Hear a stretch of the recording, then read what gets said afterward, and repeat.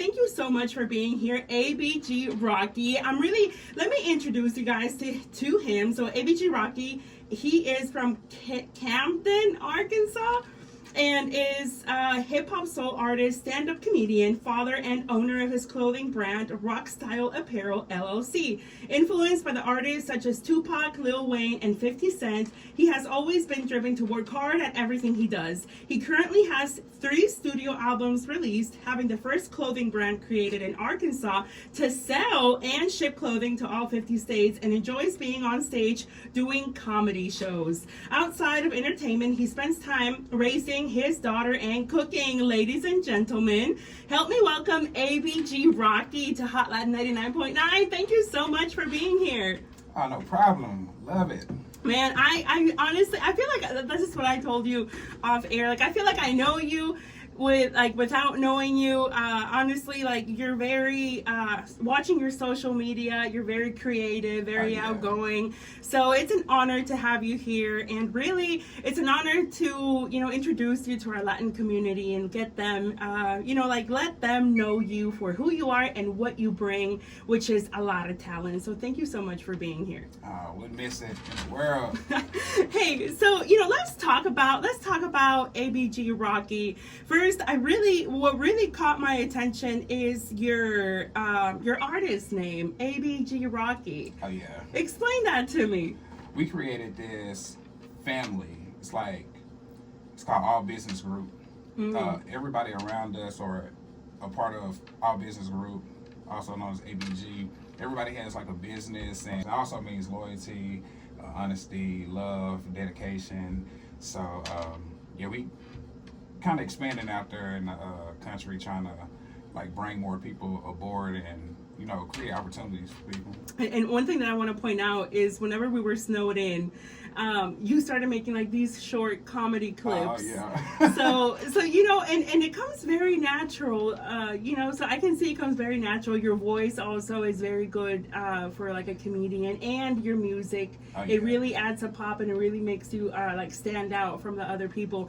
But I appreciate it. Yeah, how did you start this comedian journey? Oh, high school. Really growing up, I don't want to say high school.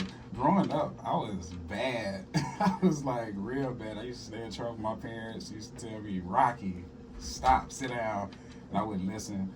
But going to school, I was always a class clown. So I just said, let me turn this into a positive. So when I actually started doing stand-up comedy, I was just like, yeah, this is what I really want to do. So that's like my baby. Ooh, I love that. And then you're from, and I'm Mexican, so English is my second language, but you're from Camden, Arkansas? Yes. How do you pronounce that? Oh, you said it right, Camden? See what I'm saying? Also I'm doubting myself. Queen City. Ooh, okay. Yeah. So where is that located at? It's at the very bottom of Arkansas, South Arkansas. It's like almost 45 minutes from Louisiana. Okay. And you were raised and born there? Yes. Okay, and right now you actually live in Conway. So what made you move from Camden to Conway? A better life. Because have you ever been to Camden? I've never been to Camden. Yeah, you'll see why I said Oh no! Got to get up out of there. I would have been in jail or dead if I would have stayed down there. It's like crabs in a barrel down there. So I love my hometown, but I can't stay there. It's really about growing, and sometimes you have to outgrow where you're from and expand somewhere else. Can you tell us a little bit about growing up there though? Like, how did that shape you into who you are today? Ooh, let's see. My parents, they taught me so much, and I'm the baby in my family, so I've always been a bad kid, but when it comes to like everything that I do now, it stems from my parents. My mama taught me, how to love properly, how to be respectful. My dad, he taught me how to hustle. So it's like I just grabbed so much from them, so much soaked in. And once I turned 17, when I graduated and moved out of my parents' house, before I went to college, I said, I want to kind of take what they like kind of taught me and see what I can do, because I don't want to be one of those kids that's always hanging on their parents' coattails. Yeah. I want to be my own man. Okay. And I've really been that way since I was like 14. If I wanted to have money, I went and made it myself. So I've been a hustler my whole life. So Really? Yeah. So what were you doing at 14? Ooh, 14. I did. I used to burn CDs and DVDs. LimeWire? Yeah. Oh my gosh, yes. So I used to sell teachers, lunch ladies, people from my neighborhood, people around the city. It was to a point I was making like $500 a day, and I was standing. With CDs? Mm-hmm. You lying? Are you serious? That's They're serious. freaking cool. So hold on. So what kind of music would you put in these CDs? Like people, they'll ask me for like full albums, or they'll make like a playlist, and they say, I want this, I want this, I want this. And Oh, you were that hookup. Okay, okay. So so ever since you were young, you knew you wanted to do something with music, right? Yeah. I mean, 14 years old, burning CDs, starting your life. So from this tiny, city, Camden, Arkansas, to Conway, and now owning a clothing brand, being a comedian, and also your music has more than 100,000 streams each album, correct? Yes. So you've done a lot of growth, and it's really inspiring, for the people that are listening, and also, for kids that are, coming from where you're from and really trying to be someone in life. So we're going to go ahead and go on a break, but then we're going to come back and get deeper into, all the things that you're doing, because you're a very well-rounded, man, and, a father as well. How, as an artist, how is it trying to make a name for yourself in Arkansas? It's real hard because I don't know what it is about Arkansas. Arkansas people have this mentality: if you are a mainstream artist, they will support you all day. But if you are someone from Arkansas and you're trying to make a name for yourself, they're not gonna take you serious. You have to actually go to other avenues and markets and states and promote yourself there. And once they catch on, that's when they will catch on to you. And it sucks that way. And it's not even just with music. I went through that with my clothes. Yeah, it was Really crazy. So let's talk about your clothes, because now that you brought that up, I know that you make underwear, panties for women. Oh yeah. And I love the logos or the words that are behind it, like shake or something like that. Oh yeah. Like, how did you come up with that? So the shake it for me one time, it's funny because I came up with that phrase I had grew my hair out a few years ago, and I had plaits in my head. I guess you can call it plaits or twists. So when I got my hair done, I was just doing this and I was shaking it and my hair was just going everywhere. So anytime I see somebody with like long hair like that, I say, hey, shake it for me one time. And they'll just do that. So I said, I'm gonna put that on some underwear since it kind of go with that same theme. So yeah, and that sold a lot. Really, and I've seen that. I mean, you've posted on your social media, and I've also gone to your website. This underwear is basically sold, like you said, out of state. Where is the state that they buy your underwear the most? Louisiana and Texas. It got to be. Yeah. They tie number 1 and number 2 every year. It's like back and forth. That's actually really cool, and I could see Louisiana, man. You know that Big Frida. Oh yeah. Oh my gosh, I love Big Frida, and you know what? You should send her some merch. I'm gonna tell you, like, I've reached out to a lot of people that I feel like probably would be like underwear models, or they're not afraid to like. They have a huge following. They're not afraid to like post in it. I've had adult stars, people with OnlyFans, strippers, and stuff like that. I've reached out to them. A lot of them, they see it, they get it. They say, "Man, this is like the most." I hear all women say this. These are the most comfortable pair of underwear I've ever worn. I'm not just saying that because it's you. And I know they don't mind because I have so many women every day. They clean out their underwear drawer and they like buy nothing but my underwear. But I actually have a gift for you. You do? Yes. Ah, I love gifts. Let me see. Oh my gosh. Oh my gosh. Rockystyle Apparel. Thank you so much. Oh my gosh. So this is part of the your merch, correct? That you Yes. sell? Okay, and how did you, so I know that Rockystyle Apparel 2019, so it's been It'll be 6 years. It's next Saturday. 6 years. What made you get your Rocky Apparel started? So when I started doing stand-up comedy, this is gonna sound like 4 years ago because it happened on accident. When I started doing stand-up comedy, a lot of people was kind of like saying, you need to get some merch, you need to get some merch. So I was looking online at a few like online sites that could make clothes for me. Mm-hmm. And I hate doing middleman stuff, so I said, if I just do it myself, I don't have to.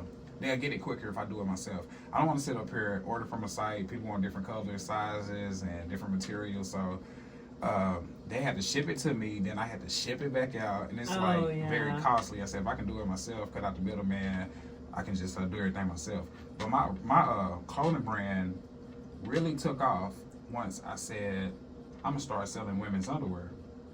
And I actually made a pair, and I gave a few pair out to like a lot of close female friends of mine, and they tried them on. They said, "Oh my God, you got a gold mine right here." Yeah. I said, "Don't play with me." So I put it out there that I was selling women's underwear. Back to the music, a lot of people in Arkansas, they thought it was a stupid idea. So, Really? Yeah. So the first order that I actually got was in Toronto, Canada.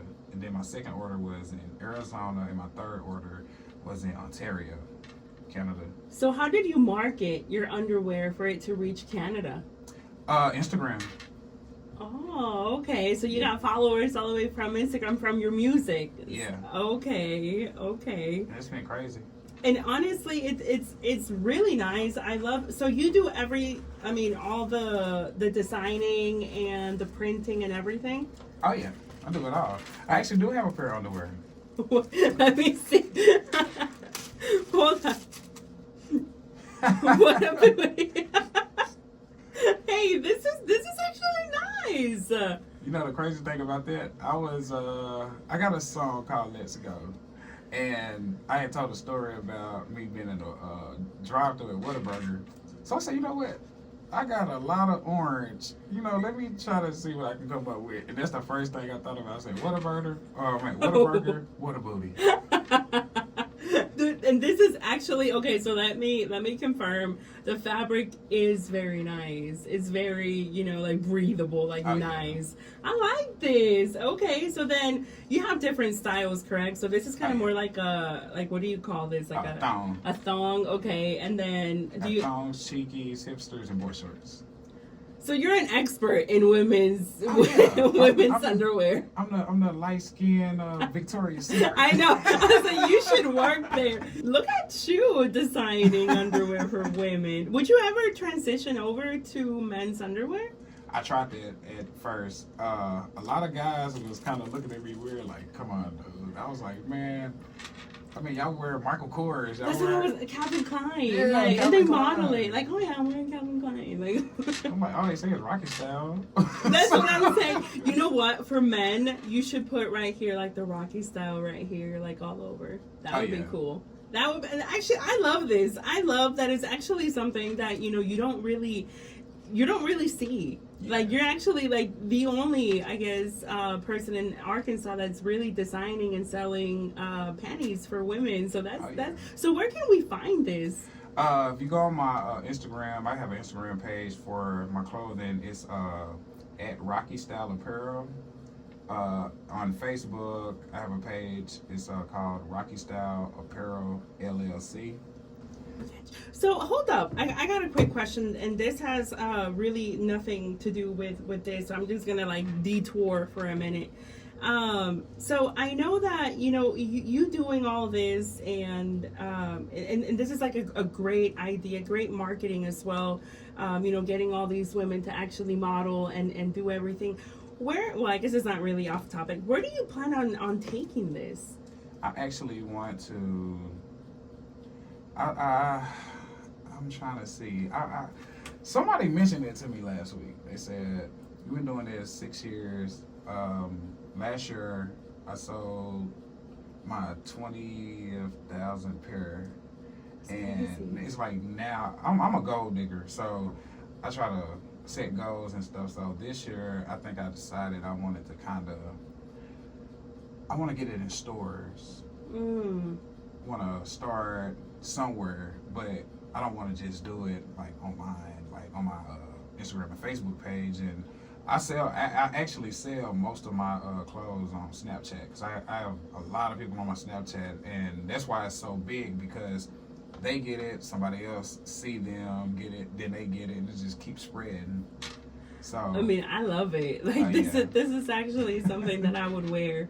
So honestly, congratulations, and first because of the creativity that it takes to do this, and then the dedication, man. Like 2019 to 2025 is not easily said, and it's a lot of work and a lot of sacrifices. Being a father, I really admire that. From 2019 all the way till now, you're growing your company so much. That you sold 20,000 pieces of underwear. That's not easily said.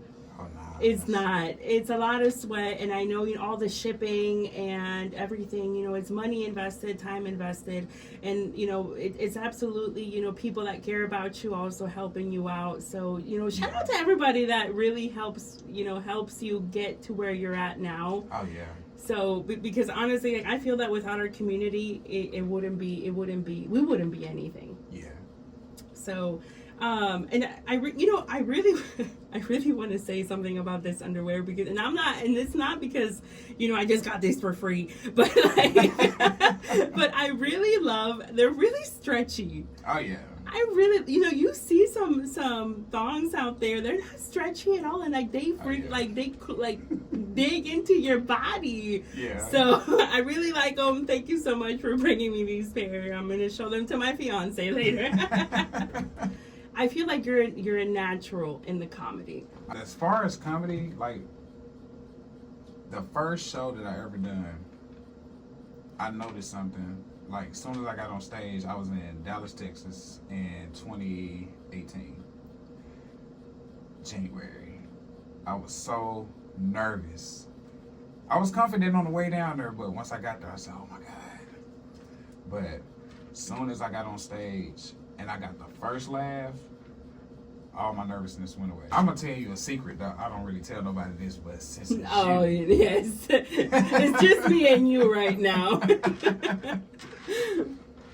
Every time I go do a comedy show, I always plan like my set. When I actually get on stage, I do not go by the script. I freestyle a lot of my comedy. Wow, and that's what makes it so natural. So, Yeah. Do you just go on stage and you just forget? No, it's like I just kind of like look at the crowd and I just say, okay, this is this type of energy crowd. So I'm just gonna see what I can get away with. I'm see what I can do. Do you pick on the crowd? Sometimes if I know somebody or if I see somebody like really having a good time, I'm gonna pick on them because by you laughing at me, man, I got to acknowledge that. I like to always involve people. I'm not gonna like talk bad about them, but I'm gonna kind of include them in some of my jokes. The good thing about, and I admire this about comedians, is that it's really a gift to make other people laugh. A lot of people are going through different stuff, and for you to be able to make somebody laugh, how does that make you feel? Like being able to know that, dang, I made this joke that came out of my head, you made it up, and then you made all these people laugh. Like, how does that make you feel? It makes me feel. It makes me. I can't really explain it. It's a real good feeling though, because going through life, you never know what nobody is going through, and making somebody laugh, they can make a change in their day. So, I hear people tell me all the time, like, I guess when they move away, or they feel like they're not gonna see me no more, they always, this is not made up, but they always be in tears because they say, I love being around you. You always uplift me, and you always making me smile, even when I don't tell you when I'm going through stuff. It's like your presence and your energy, it just makes me feel like, you know what, whatever I'm going through, God got my back. So it's crazy. So it makes me feel good to know that no matter what I've been through, you laughing at my pain, you making me feel good too. Yeah. So where do you get your inspiration from? Ooh, Martin Lawrence, Kevin Hart, the old Eddie Murphy, the Wayans brothers, Jamie Foxx, George Lopez. Ooh, George Lopez. I watch this show every day. Which is funny. Yes. So have you seen there's a stand-up comedy that he's like, I guess he was cheating on his wife and he was having a heart attack. It was like, I can't breathe. I love George Lopez, and he's such a like a lot of people grew up with him. Yeah. I actually remember growing up with him, and I've seen his whole career, and he's really been of like the only, one of the top Latino comedians here in the U.S., if not really like the only one. Oh, yeah. Except, what's that other comedian? I think I know you're talking about, because I love him. Yes. Heavy set guy. Yes. English. What is his I name? know. We have it. But no, in reality, it's a shout out to them because they really put our Latino name out there. So, and you know what? And that's really what being comedian is all about, is really making people forget about the problems and about everything that you're going through. Oh, yeah. But I really want to ask you one question. What is the craziest thing that ever happened to you on stage while doing a comedy? Ooh. Craziest thing that ever happened to me. Have you ever had like bras thrown at you? Like, that would be nice. Well, not now. My girlfriend killed me. I was like, dang, he's brave. Let me see. Somebody actually came on stage and told me I was killing them. This is in Nashville. It was funny. That show, I was so nervous. I travel a lot of places. Just like today, I travel a lot of places by myself. And I feel like if I don't travel alone, I guess my energy will be different. So I know I feel that. Yeah.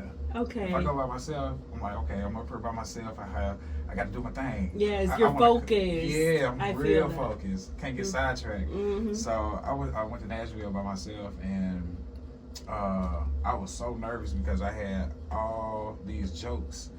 I did not do none of those jokes because I said, it's like 200 white people here. Only see 3 black people. This is not gonna work. This is not gonna work. So I went on stage and I had I said something about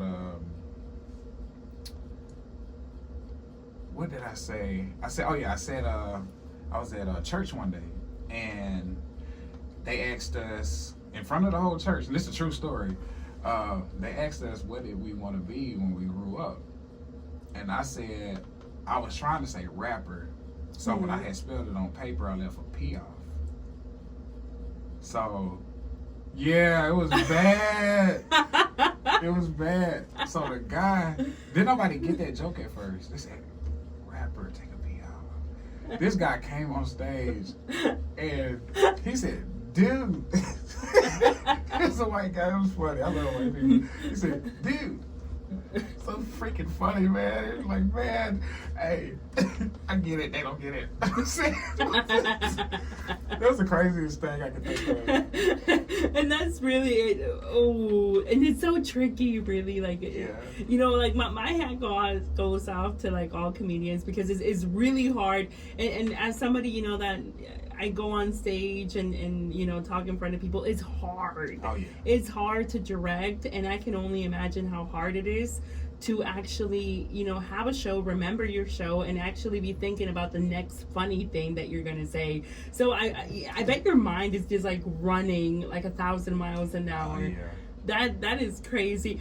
Have you ever like really said something like embarrassing, really? Because I really like a cringe like joke that nobody got is like, dang. Oh, they got it. They just was like, I cannot believe you actually said that on stage. So how do you recover from that? I just keep going. That's my biggest problem being on stage. When I'm doing stand-up comedy, once I'm into it, I can go for an hour. And I'm supposed to be up here like 15 minutes, 30 minutes. I just lose track of time. I had to realize, like, at comedy clubs, they have like this light that tells you have 1 minute left. I ignore that light and I just keep going. And they always tell me when I get off stage, man, you don't see us flashing the light. I'm sorry, man, I just blacked out. I was into it. That's when you know that you're having fun and you're actually, you know, making other people laugh. But you know, and also you're a pretty broad talented guy, because you're, you know, you have your business, you're a comedian, and you do music. Yeah. So let's talk about that and your 3 albums that have more than 100,000 streams. Yes. Congratulations, first of all. And I know, let's talk about your first album that ever hit the 100,000. What's the name of the album? And it's crazy because everything is backwards.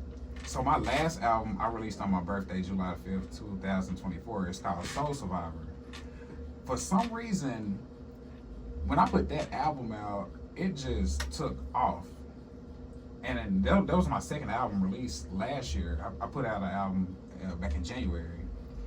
I recorded Soul Survivor so quick. I recorded in like 3 weeks, and it was not supposed to come out. So once I put it out, I released a single on July the 4th called Let's Go. And they was like, oh my God, like, this is different from you. Like, wow. So when they heard the album, it's like so much packed into this album. It's a lot of emotions, a lot of fun times, a lot of inspiration to anybody that is down and they just trying to teach you how to get some money or hustle. It's a lot of dark moods, and me and my daughter, we have a song together on there. One of my favorite collaborations in my catalog period is I got a homeboy. His name Mike Day. He stays in Rogers. Shout out to him. Yes. Yes. We got a song called Ray Day, and that, oh my God, that everybody loves that song. And he was the perfect person to put on that song too, because he understands the assignment. But that album took off, so from July to October, early October, I'm looking on the distribution website, and it says this one is at 100,000 streams. I said, what?